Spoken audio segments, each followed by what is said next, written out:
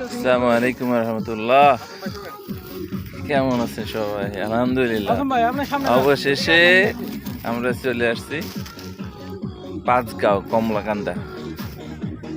এই যে আমার পিছনে যে পাহাড়গুলো দেখছেন, এটা ইন্ডিয়ান বর্ডার এবং এখানে থেকেই বাংলাদেশ দেশের সীমানা শেষ।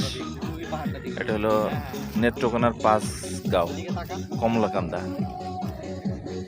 আলহামদুলিল্লাহ আলহামদুলিল্লাহ, অনেক ভালো লাগতেছে এখানে এসে।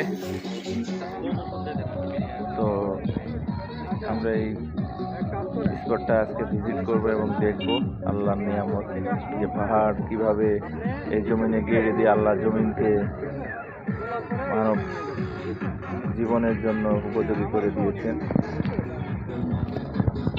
তো চলেন আমরা দেখি